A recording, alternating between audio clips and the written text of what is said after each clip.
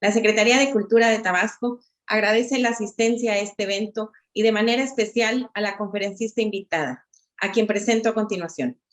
Ishel Hernández León es licenciada en Arte y Patrimonio Cultural con especialidad en Políticas Culturales y Gestión Cultural, y es maestrante en Derecho Indígena en el Instituto de Estudios Superiores Rosario Castellanos.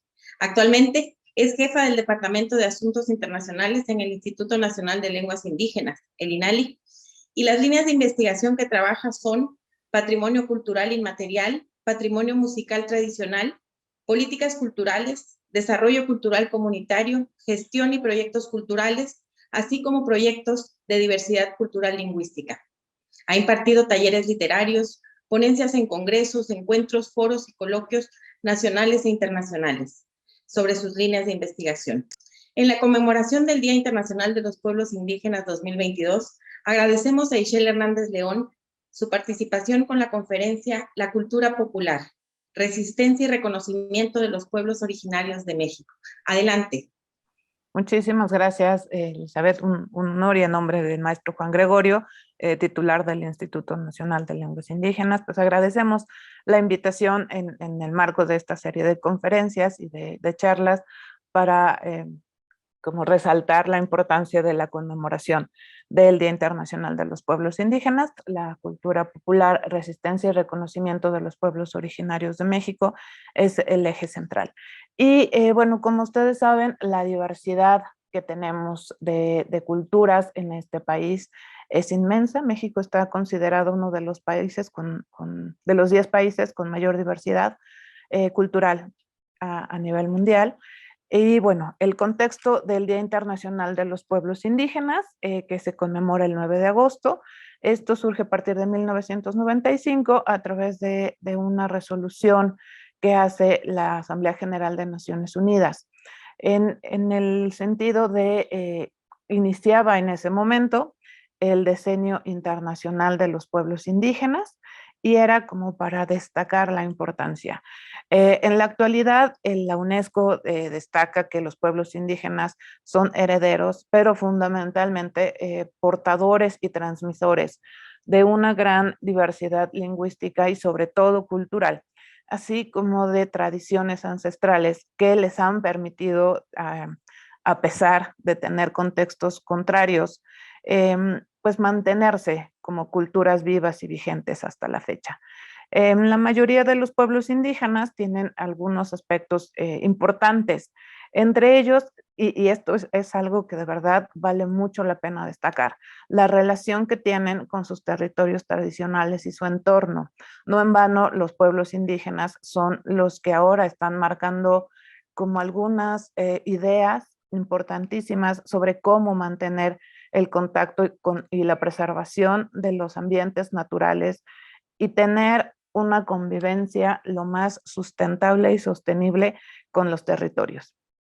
Bueno, por otra parte, las formas de organización que tienen los pueblos y comunidades indígenas, incluidos los sistemas normativos internos, muchos se conocen como usos y costumbres, ¿no? Son formas de organización que han permitido que no solo en México, sino en el mundo haya unas formas distintas de entender la justicia, de entender que probablemente para tener armonía y paz al interior de la comunidad hay sistemas normativos que permiten generar nuevas estrategias para mantener el equilibrio social en estos contextos. Y bueno, además de eso, los valores culturales, sociales y económicos y fundamentalmente las aportaciones culturales y artísticas de las que pues hasta la fecha no solo hemos como aprendido en el sentido de hacerlas propias, sino que permanecen y son de los elementos fundamentales que no solo en México, sino a nivel mundial, han dado sentidos identitarios y distintivos a los pueblos, entendiéndolos como no solamente los pueblos y comunidades indígenas, ¿no?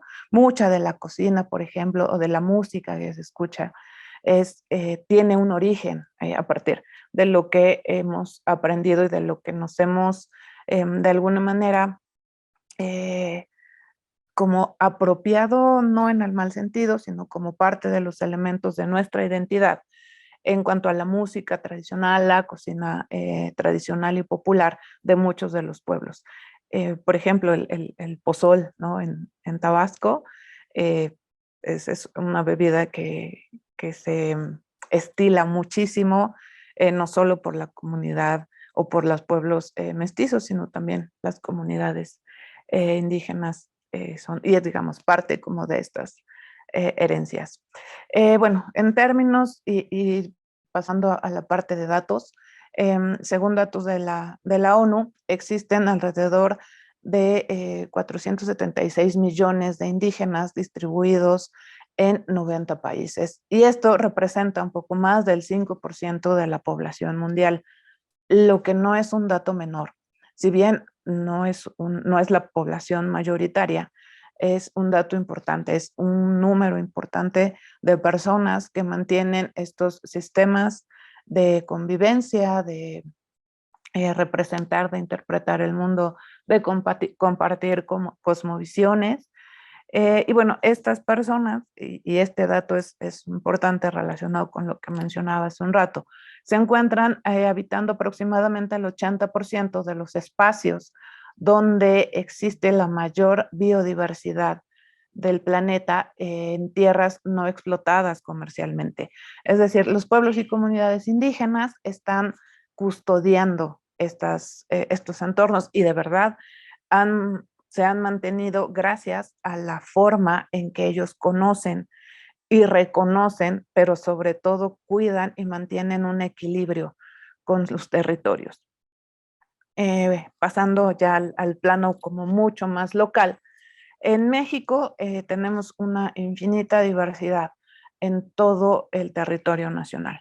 Desde el sureste hasta el norte, tenemos muchas aportaciones de las comunidades que habitan en territorios originarios, es decir, que sus asentamientos históricos han estado en esos territorios, como, no sé, las culturas mayas, los mixtecos, pero también hacia el norte, lenguas que en este momento se encuentran, lenguas y culturas que se encuentran en riesgo de desaparición, como los pueblos yumanos, ¿no? También han hecho grandes aportaciones y también son parte de esta diversidad, que este mapa lo representa de una manera gráfica y es muy explícito, me parece, en ese sentido, porque nos permite ver elementos que iconográficamente empezamos a reconocer como parte no solo de la diversidad cultural indígena, sino de los elementos identitarios que como país nos distinguen de otros lugares, como la ceremonia ritual de voladores, ¿no? Que es uno de los elementos que está inscrito en la lista representativa del Patrimonio Cultural Inmaterial de la UNESCO. Es uno de de las expresiones, es un ritual, pero es una de las expresiones que tiene como más reconocimiento a nivel no solo nacional, sino también internacional. Y bueno, pasando ya a la parte más central, ¿no? En México existen reconocidos 68 pueblos indígenas, de los cuales están, en términos lingüísticos, ¿no? Están agrupados en 11 familias lingüísticas que tienen 68 agrupaciones y estas 68 agrupaciones derivan en 364 variantes. Esto es decir que en México tenemos 365 variantes lingüísticas, incluido el español, ¿no? El español también es una de las lenguas que se hablan en este país, por supuesto, y las lenguas indígenas nacionales tienen el mismo valor que las lenguas que el español. Todos en términos jurídicos, ¿no? Tienen la misma validez. Y en esta imagen, que la imagen que está en el fondo donde hay unas personas sentadas, no se alcanza a apreciar, pero están en esa foto personas hablantes de lenguas yumanas haciendo una de las ceremonias tradicionales que hacen en en esta zona, que es el Curicuri, y son por lo menos representantes de 4 lenguas que están en esta ceremonia haciendo este ritual, que es de apertura y de agradecimiento a celebraciones, en este caso sociales. En México, el instituto ha generado este mapa con la demarcación territorial de 5 regiones etnolingüísticas, que bueno, está compuesta por el norte, el Bajío Pacífico, Centro Huasteca Golfo, Pacífico Sur y la zona del Mayab o del sureste, en donde, bueno, Tabasco justo está en esta zona del sureste. Y esto nos permite, con fines de trabajo y de la definición de políticas públicas, centrarnos por región en diferentes necesidades que tienen a partir justo del reconocimiento de estas expresiones que hay y de las necesidades no necesariamente o no exclusivamente lingüísticas, sino donde la lengua es una vía transversal para el desarrollo de algunos proyectos. En cuanto al tema del patrimonio cultural inmaterial de los pueblos indígenas, que solamente es, no sé, como algunos elementos como muy folclorizados, digamos, de las expresiones. Sin embargo, la diversidad y la importancia de los diferentes componentes son los que han permitido, por un lado, a los propios pueblos resistir los embates desde la época colonial, ¿no? Donde había, bueno, pues una política de homogeneizar el territorio nacional para generar un Estado-nación sólido y fuerte. Entonces hubo mucha política pública que pretendía invisibilizar la diversidad cultural, particularmente de las lenguas indígenas. Sin embargo, la tradición oral es uno de los elementos que ha permitido no solamente mantener la lengua y los vínculos comunitarios, vínculos sociales comunitarios, sino que además ha permitido que permanezcan, y además esto es muy interesante, que se transforme, que se apropie y que sobrevivan no solo las lenguas, sino muchos de los elementos que integran, por ejemplo, los cantos, los rezos, em, mucha de la música que se hace hoy en día por muchos de los jóvenes, que tiene, digamos, ya no un esquema tradicional, sino está incluso innovando con fusiones de géneros como el rock, donde se mantiene la lengua como un elemento de expresión, ¿no? Y esto ha generado además en algunos casos algunas polémicas. Hace un par de días estuvo aquí en el Zócalo de la Ciudad de México un grupo de rock serie que se llama Hamakashin, un grupo que tiene más de 25 años haciendo rock en lengua seri. Y ellos comentan que una de las iniciativas o una de las motivaciones que tuvieron para hacer rock en esta lengua, digamos, es que ellos estaban notando que la influencia del rock estadounidense estaba llegando muy fuerte a sus comunidades y se estaba de alguna manera perdiendo la tradición oral y la importancia de las lenguas. Entonces, este grupo de jóvenes pidió permiso al Consejo de Ancianos para poder interpretar algunos cantos tradicionales que son rituales, pero que no están necesariamente limitados al espacio ritual, sino que tienen además una posibilidad de generar vínculos de interacción social que son más festivos.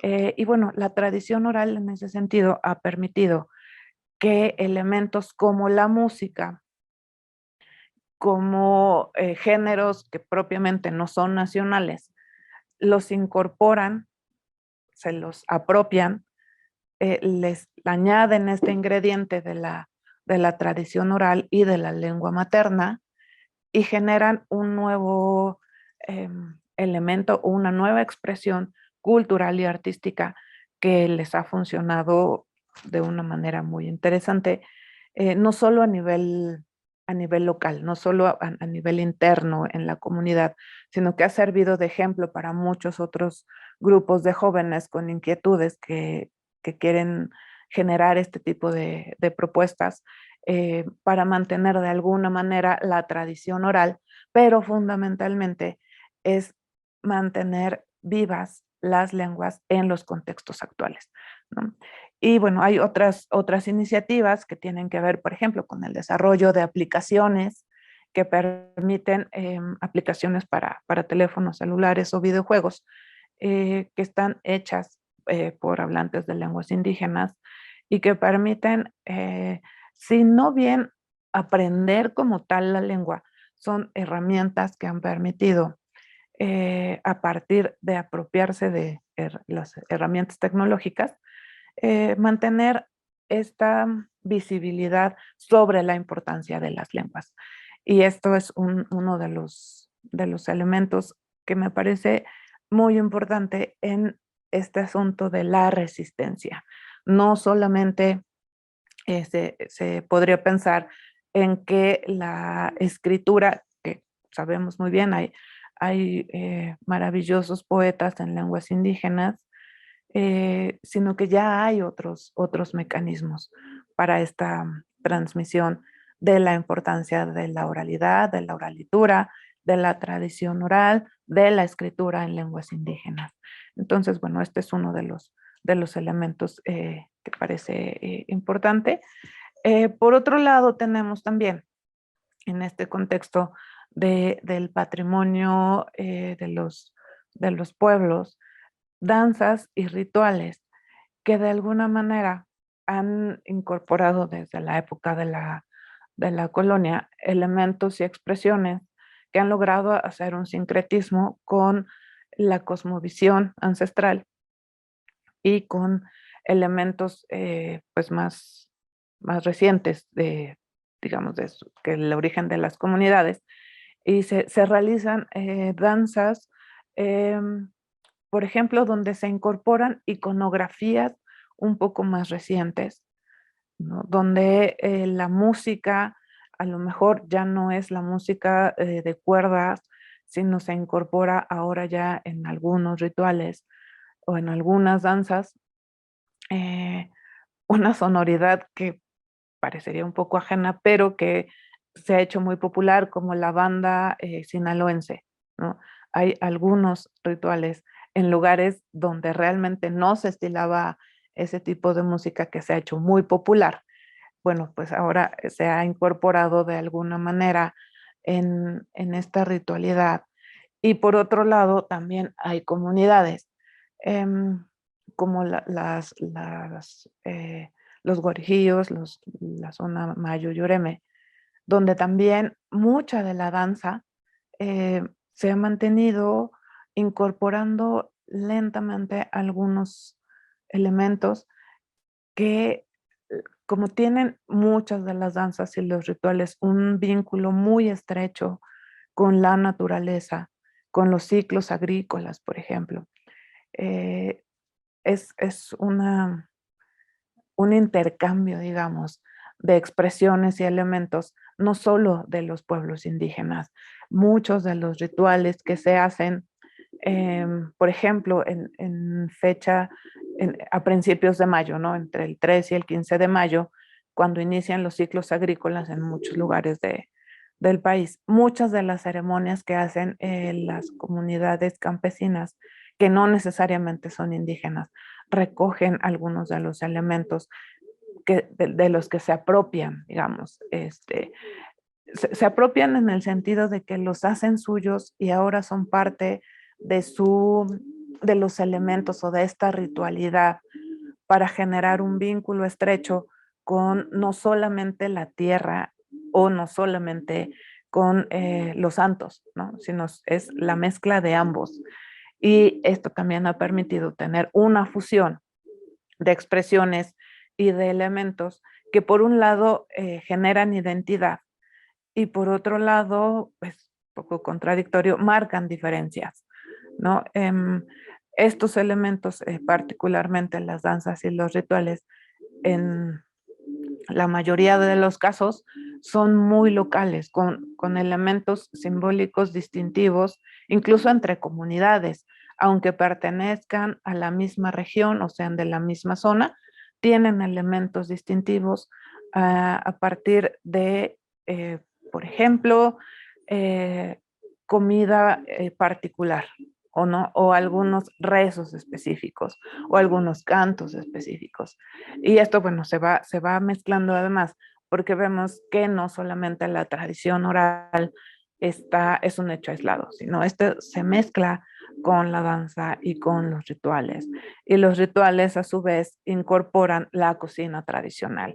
Y la danza, a su vez, es, bueno, necesariamente tiene como uno de los elementos para desarrollarla la música, ¿no? Y esto va generándonos unas, un entendimiento de que pensar en el patrimonio cultural y material de los pueblos indígenas no solamente es pensarlo en separado, en que es esta expresión y esta expresión, que no están vinculadas. Al contrario, están mezcladas entre sí y de pronto no se puede concebir una sin la otra.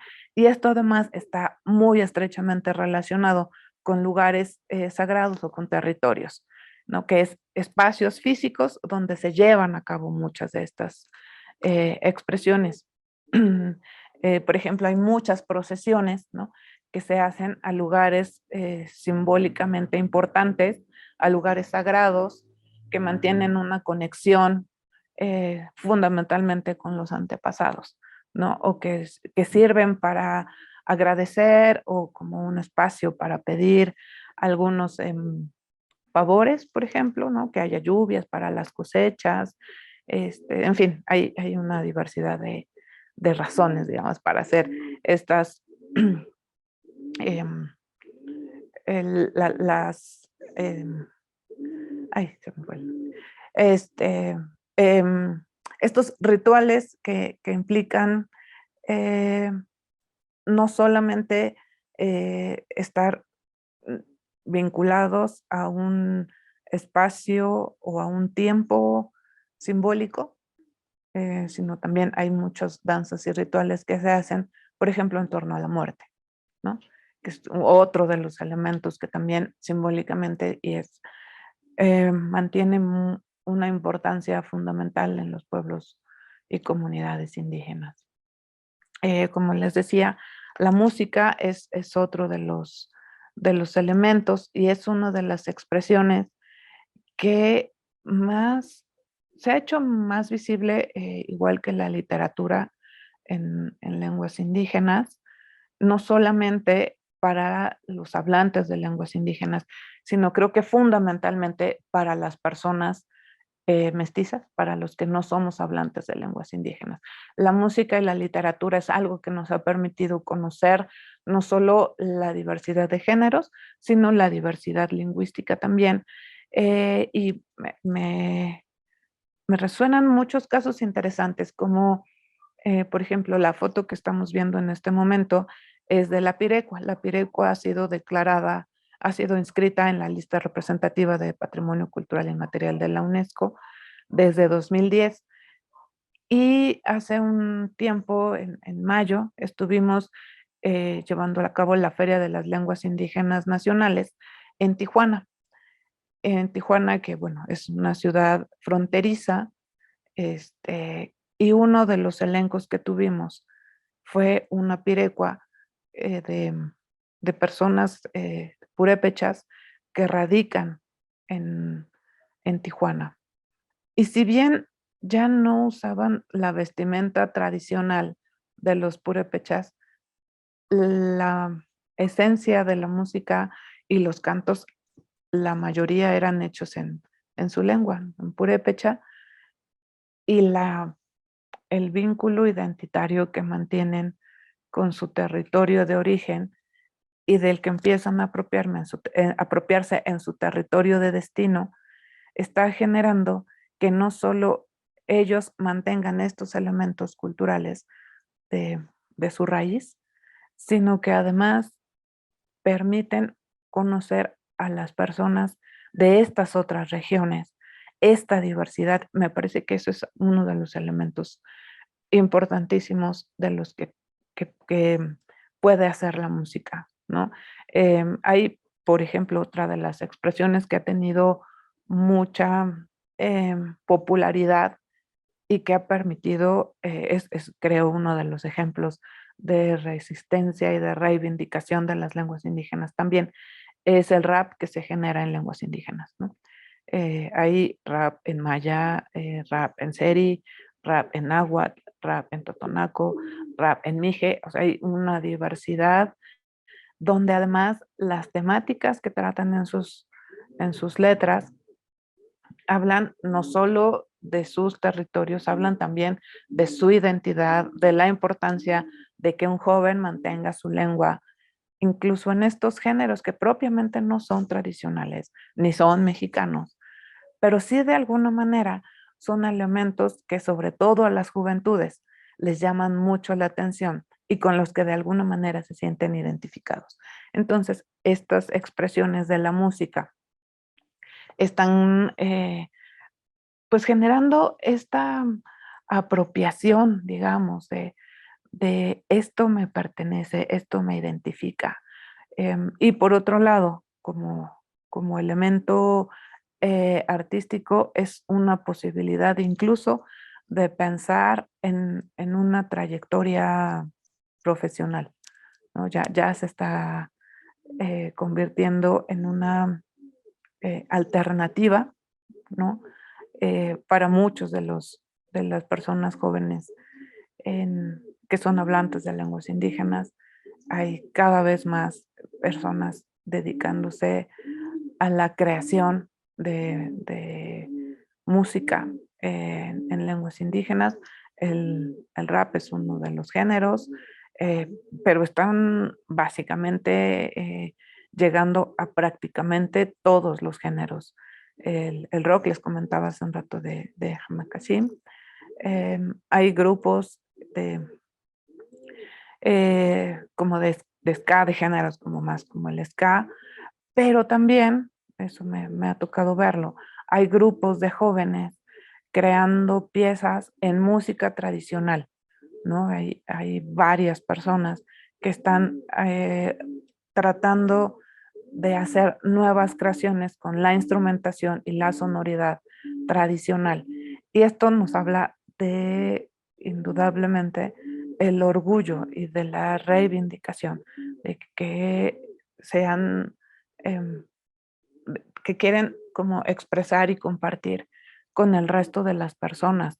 La importancia de mantener estas expresiones, de difundirlas, de escucharlas y de apreciarlas. Me parece que es algo de lo que como ciudadanos en general nos permite conocer esta diversidad de expresiones.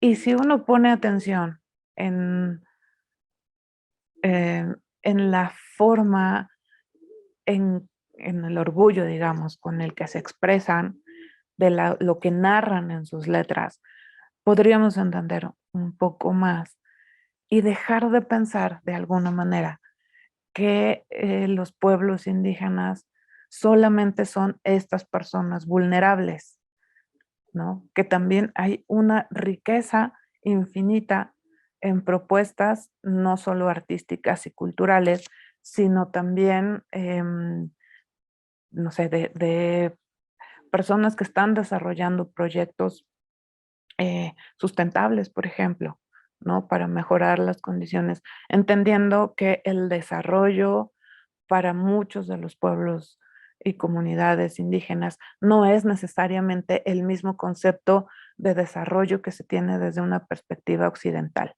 El desarrollo implica circunstancias como tener, no sé, estar asentados en un territorio conviviendo en armonía con el entorno social, el entorno natural, incluso el entorno político, el entorno religioso, ¿no? La educación, pensarla, por ejemplo, en que no necesariamente la la solución es tener escuelas donde se enseñen las 364 variantes, sino aprender también que esta diversidad y que es una parte de nuestra, es como un plus del que tiene México, es una de las premisas que nos han hecho distintivos, y que yo no lo entienda no implica que sea malo, ¿no? Solo implica que es distinto, y es una maravillosa oportunidad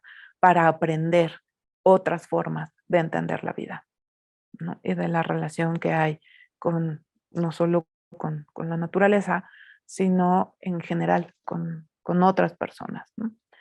Y bueno, uno de los elementos también fundamentales en esta eh, sensación de la herencia que tenemos de los pueblos y comunidades indígenas es la cocina tradicional, ¿no? Es uno de los elementos que más tenemos adheridos a nuestra cotidianidad, ¿no? Y que de alguna manera no necesariamente se reconoce esa herencia, pero sobre todo esa importancia, ¿no? La cocina tradicional creo que ha sido una de las que más ha permitido, por un lado, mantener los vínculos familiares, ¿no? Las recetas, por ejemplo, se transmiten de madre a hija, de abuela a nieta, en un contexto donde no solamente es como los recetarios que conocemos ahora, ¿no? Em, Me ha tocado en algún momento, tuve la oportunidad de coordinar la realización de un proyecto de cocina tradicional en el Istmo, donde íbamos justo por, eh, bueno, la región de Veracruz, Tabasco, Chiapas y Oaxaca. Y una de las experiencias más enriquecedoras en ese sentido fue ver cómo las cocineras transmiten los conocimientos, pero va más allá de 1 kilo de tomate y medio kilo de carne, sino me acuerdo de que nos compartían experiencias como no se debe tratar mal al fuego, por ejemplo, ¿no? Que las cucharas no se deben compartir con 2 ollas porque son celosas, y si quieres que te salga bien el guisado, debes de mantener la cuchara. En algunos casos era hasta hablarle al fuego, por ejemplo, ¿no? Y eso lo van enseñando, la importancia de algunas recetas que son fundamentalmente de uso social, como por ejemplo muchos de los tamales, ¿no? Los tamales en general se hacen para compartir. Más allá de la importancia de las recetas del tamal tuvimos un tamal de cangrejo en Tabasco, me acuerdo.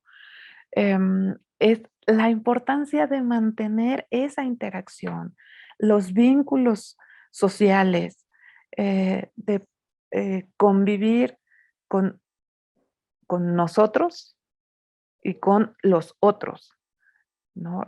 Creo que esa es una de las ventajas que tiene la cocina tradicional, cómo se concibe o cómo se vive en pueblos y comunidades indígenas. En las ciudades estamos más habituados a una dinámica distinta y ni siquiera reparamos en la importancia de sentarte a comer y dialogar con alguien, ¿no? Que es uno de los espacios sociales fundamentales. Eh, Tendría que ser para todas las personas, no solamente para algunos, ¿no? Y bueno, esta serie de conocimientos, muchos de ellos también se transmiten a través de la lengua, pero fundamentalmente son parte de los acervos valiosísimos de conocimientos que poseen los pueblos y comunidades indígenas. Y que además en estos tiempos, como ustedes bien saben, están ya generando o detonando procesos de cocina de autor, ¿no? Hechos por cocineras tradicionales, que no solamente son el chef que viene a decirle a la cocinera cómo hacerlo, sino es la cocinera tradicional la que se está animando a experimentar, ¿no? A hacer con estos ingredientes y con estas recetas algo distinto. Y eso también me parece que es una de las ventajas que además muestra un poco la resistencia. No se encapsula, al contrario, incorpora cada vez más elementos, lo que le ha permitido, sin lugar a dudas, mantenerse viva.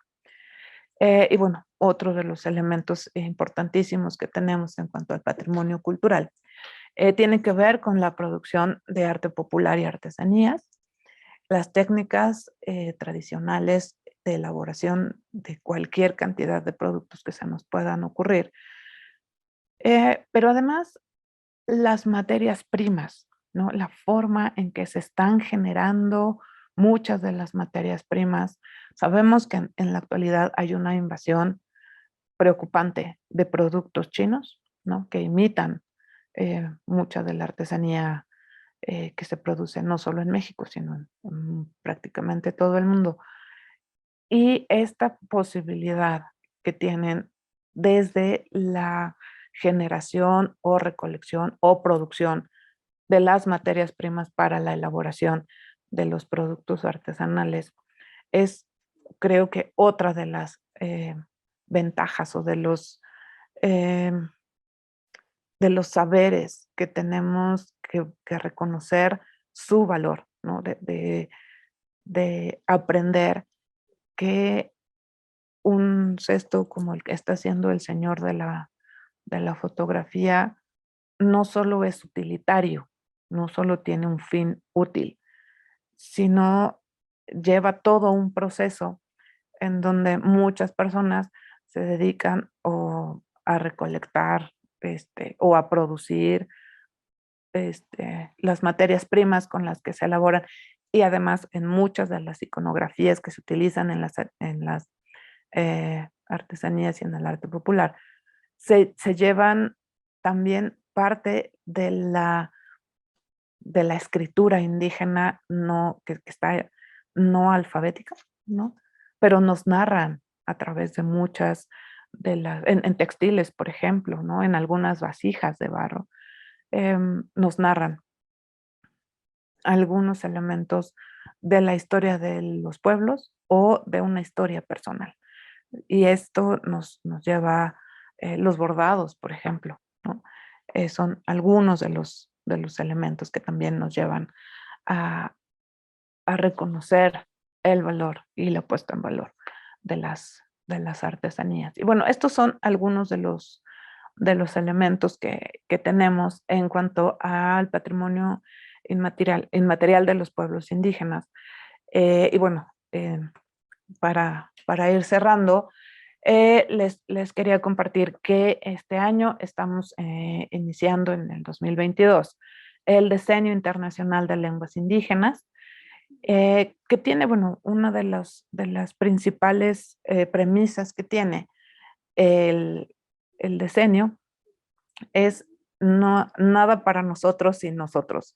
Y esto nos lleva a pensar en que justo estos saberes que son parte del patrimonio inmaterial, no solo de los pueblos indígenas, sino del patrimonio inmaterial de la gente, nos lleva a pensar en la realización de acciones, no solo de política pública, sino de acciones en general desde los pueblos indígenas, donde la centralidad se mantenga en justo lo que dicen, lo que quieren los pueblos indígenas. Si me permiten, les voy a compartir un video que nos habla de el contexto del decenio, de lo que se ha empezado a hacer en el decenio y de lo que se espera.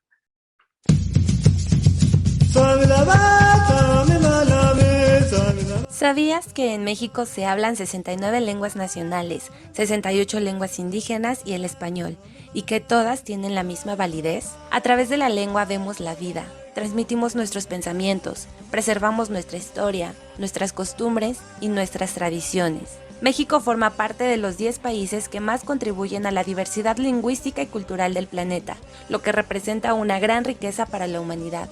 No obstante, por mucho tiempo, esta riqueza fue ignorada, negada y hasta combatida, provocando el progresivo desuso y debilitamiento de las lenguas indígenas nacionales, como una medida para llamar la atención sobre la grave situación de la pérdida de las lenguas originarias del mundo y la necesidad de adoptar medidas urgentes a nivel comunitario, nacional e internacional para preservarlas, revitalizarlas, promoverlas y fortalecerlas, la Asamblea General de las Naciones Unidas proclamó el 2022-2032 como el Decenio Internacional de las Lenguas Indígenas. En febrero del 2020, México organizó en el Complejo Cultural Los Pinos el Congreso Internacional de Lenguas en Riesgo, en cuyo marco se realizó el evento de alto nivel Construyendo un Decenio de Acciones para las Lenguas Indígenas, como cierre de las actividades del Año Internacional de Lenguas en 2019. Como resultado de estos eventos, se generó la Declaración de los Pinos Chapultepec, cuyo principio fundamental es la centralidad de los pueblos indígenas con el lema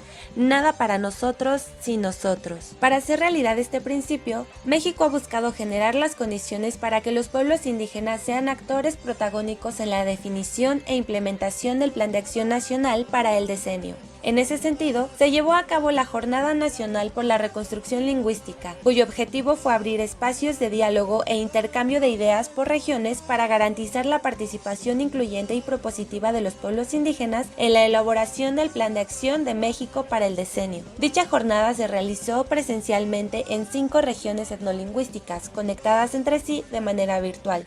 Participaron 254 académicos y activistas indígenas, hablantes de 52 lenguas nacionales que representaron a 50 instituciones comunitarias de la sociedad civil, municipales, estatales y federales de 26 entidades federativas. Uno de los principales logros fue la identificación de las siguientes problemáticas: limitada asignación y acceso a recursos financieros, insuficientes acciones de alfabetización en lenguas indígenas, carencia de materiales educativos, poco acceso a la tecnología e infraestructura lingüística, falta de conciencia lingüística comunitaria, escaso activismo lingüístico, ausencia de autodiagnósticos comunitarios, falta de intérpretes y traductores calificados, ausencia de participación de los pueblos originarios en el diseño, implementación y evaluación de políticas lingüísticas, y falta de sensibilización y capacitación en el servicio público. Por otro lado, se organizó la primera Reunión Nacional de Planificación Lingüística con el objetivo de establecer las bases para desarrollar acciones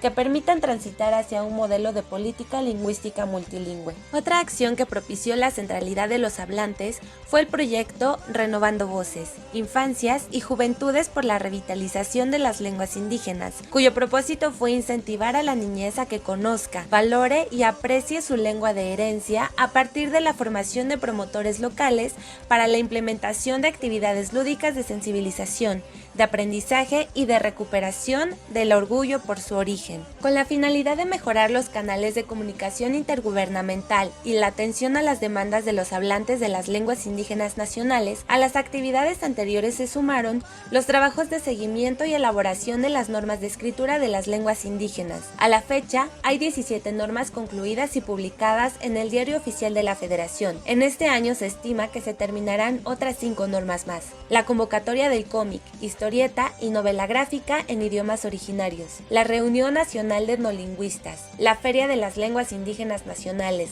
FLIN 2021, y la presentación del libro Intraducibles.